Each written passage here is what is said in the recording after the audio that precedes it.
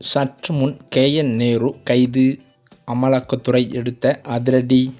தமிழ்நாட்டில் அரசியல் வட்டாரத்தில் மீண்டும் ஒரு அமைச்சரின் கைது குறித்த பரபரப்பான யூகங்கள் எழுந்து வருகிறது.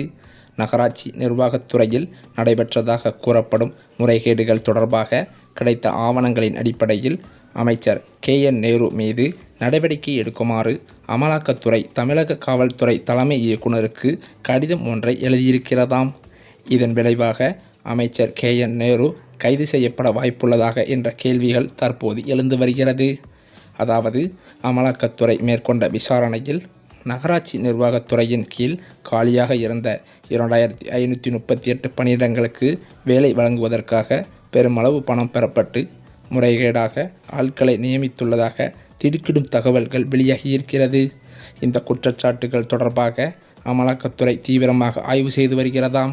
மேலும் அது மட்டுமில்லாமல் இந்த முறைகேடு குறித்த ஆவணங்கள் அமைச்சர் KN நேரு மற்றும் அவரது சகோதரர்கள் தொடர்புடைய இடங்களில் நடத்தப்பட்ட சோதனைகளின் போது அமலாக்கத்துறையினரால் கைப்பற்றப்பட்டதாக தகவல்கள் தெரிவிக்கின்றன.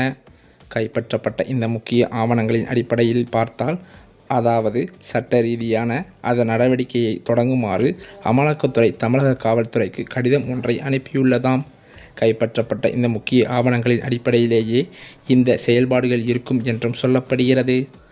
ஏற்கனவே போக்குவரத்து துறையில் வேலை வாங்கி தருவதாக லஞ்சம் பெற்றதாக எழுந்த புகாரின் அடிப்படையில் தொடரப்பட்ட வழக்கில் முன்னாள் மின்துறை அமைச்சர் செந்தில் பாலாஜி அமலாக்கத்துறையால் கைது செய்யப்பட்டு சிறையில் அடைக்கப்பட்டிருந்தார். அதேபோலத்தான் கிட்டத்தட்ட தற்போது அதே பாணியில், அதாவது பண மோசடி மற்றும் அரசு வேலைவாய்ப்புகளில் முறைகேடு தொடர்பான குற்றச்சாட்டுகளின் அடிப்படையில் அமைச்சர் KN நேருவின் மீதும் நடவடிக்கை கோரப்பட்டிருப்பதால் செந்தில் பாலாஜிக்கு நேர்ந்ததைப் போலவே அமைச்சர் KN நேருவும் கைது செய்யப்பட அதிக வாய்ப்புள்ளதாக அரசியல் வட்டாரங்களில் தகவல்கள் பரபரப்பாக பேசத் தொடங்கிவிட்டது.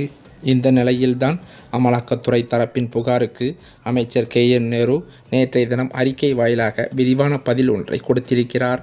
இது தொடர்பாக அவர் வெளியிட்டுள்ள அறிக்கையில் கூறியிருப்பதாவது: திராவிட மாடல் அரசுக்கு அவப்பெயர் ஏற்படுத்த வேண்டுமென்றே அரசியல் உள்நோக்கத்தோடு பல ஆண்டு காலத்திற்கு முந்தைய வங்கி வழக்கு ஒன்றினை தூசி தட்டி எடுத்து அதனை ஊதி பெரிதாக்கும் முயற்சியில் தோற்றுப்போன ஒன்றிய அரசின் அமலாக்கத்துறை மேற்கொண்டுள்ள மேலும் ஒரு முயற்சிதான் நகராட்சி நிர்வாகம் மற்றும் குடிநீர் வழங்கல் துறையின் பணி நியமனம் குறித்த நேற்றைய கடிதம்.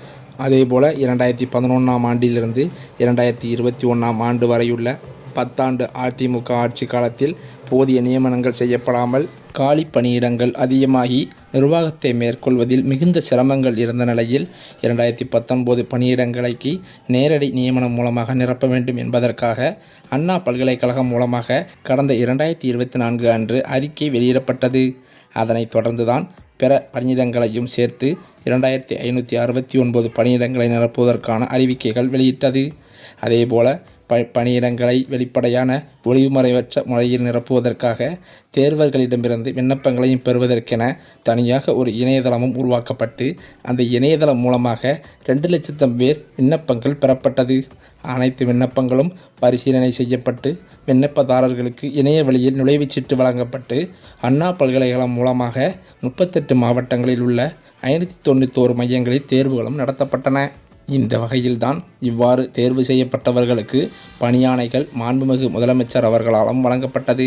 இத்தகைய ஒரு வரலாற்று சாதனை நகராட்சி நிர்வாகம் மற்றும் குடிநீர் வழங்கல் துறையால் நிகழ்த்தப்பட்டதை பொறுத்து கொள்ள முடியாமல் இதற்கு களங்கம் கற்பிக்கும் வகையில் அமலாக்கத்துறை மூலமாக ஒன்றிய அரசானது இத்தகைய அரசியல் நடவடிக்கையை மேற்கொண்டு வருகிறது. இது திராவிட மாடல் அரசை கவிழ்ப்பதற்காக, அதாவது அவப்பெயர் ஏற்படுவதற்காகவே இது தேவையற்ற முறையில் அவதூறு பரப்பும் வகையில் பரப்பியிருப்பதாக தகவல்களும் சொல்லப்பட்டு வருகிறது. மேலும் அது மட்டுமில்லாமல் இதற்கு குடிநீர் வழங்கல் மற்றும் நகராட்சி நிர்வாகத்தினுடைய அமைச்சரான KN நேரு மறுப்பு தெரிவித்திருக்கிறார். நியாயமான முறையில்தான் தேர்வுகள் நடைபெற்றதாக விளக்கமளித்திருந்தாராம். இதனை அடுத்து பல்வேறு அரசியல் கட்சி தலைவர்களும் இந்த விவகாரம் குறித்து விசாரணை நடத்த வேண்டும் என கோரிக்கை விடுத்த நிலையில் DGPக்கு அனுப்பிய அந்த கடிதத்தோடு 232 பக்கங்கள் கொண்ட ஆவணங்கள் அனுப்பப்பட்டதாகவும் அமலாக்கத்துறை தரப்பில் தெரிவிக்கப்பட்டிருக்கிறது. அந்த ஆவணங்களில் என்ன முறைகேடு, அதாவது இந்த முறைகேடு எவ்வாறு நடைபெற்றது என்று அமலாக்கத்துறை இந்த அறிக்கையில் குறிப்பிட்டிருப்பதாகவும் அது குறித்த தகவலை அமலாக்கத்துறை வெளியிட்டிருக்கிறது. அந்த வகையில் பார்த்தால் அமலாக்கத்துறை வெளியிட்டுள்ள 232 பக்க அறிக்கையில் அமைச்சர் KN நேரு, அவருடைய சகோதரர்கள் மணிவண்ணன், ரவிச்சந்திரன், TVH உடைய பொது மேலாளர் ரவி ரமேஷ், உதவியாளர்களான செல்வமணி, கவி பிரசாத் ஆகியோருடைய பெயர்களும் குறிப்பிடப்பட்டிருக்கிறதாம். பணியில் சேர்வதற்கு முன்பு உதவியாளர்கள் மூலமாகவும் அமைச்சருடைய சகோதரர்கள் மூலமாகவும் அணுகியிருப்பதாகவும் அதற்கான ஆதாரங்கள் அனுப்பப்பட்டிருப்பதாகவும் அதில் குறிப்பிட்டிருக்கிறார்கள். இந்த சூழ்நிலையில்தான் இந்த விவரங்களை எல்லாம் 232 பக்கம் கொண்ட அறிக்கையுடன் ஆவணமாக தாக்கல் செய்திருப்பதாக அமலாக்கத்துறை முறையில் தெரிவிக்கப்பட்டுள்ளது. முறைகேடு தொடர்பான புகாரை மறுத்து அமைச்சர் KN நேரு விளக்கமளித்த நிலையில் அமலாக்கத்துறை ஆதாரங்களுடன் ஊழலை வெளிச்சம் போட்டு காட்டியுள்ளது அரசியல் வட்டாரத்தில் அதிர்ச்சியை ஏற்படுத்தியிருக்கிறது. நகராட்சி நிர்வாகம் மற்றும் குடிநீர் வழங்கல் துறைக்கு பணியாளர்கள் எவ்வாறு முறைகேடாக தேர்வு செய்யப்பட்டனர் என்று அமலாக்கத்துறை விளக்கமளித்துள்ளது தற்போது பெரும் சர்ச்சையை கிளப்பியிருக்கிறது. மேலும் அது மட்டுமில்லாமல் இது குறித்து அமலாக்கத்துறை வழங்கிய கடிதத்தின் அடிப்படையில் காவல்துறை வழக்கு பதிவு செய்யுமா என்பதே கேள்வியாக உருவாகியிருக்கிறது. ஸ்டாலினின் அரசு தன் ஊழலை மூடிமறைக்கிறதா அல்லது தைரியமாக விசாரணைக்கு அனுமதி தருகிறதா என்பதை தமிழக மக்கள் கவனித்துக் கொண்டிருக்கிறார்கள் என்று பதிவு செய்து சமூக வலைதளங்களில் பல அரசியல் கட்சி தலைவர்களும் பேசி வருகின்றனர். அது மட்டுமில்லாமல் அமலாக்கத்துறையின் இந்த கடிதம் வெளிவந்ததுடன் அரசியல் வட்டாரத்தில் பெரும் அதிர்வலையை ஏற்படுத்தியிருக்கிறது.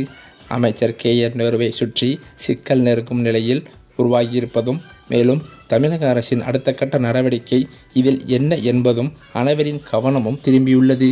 அந்த வகையில் இந்த நகராட்சி முறைகேடு தேர்வில் மிகப்பெரிய மோசடி நடந்துள்ளதாகவும் அப்பட்டமாக அமலாக்கத்துறை வெளிச்சம் போட்டு காட்டியிருப்பதும் குறிப்பிடத்தக்கது.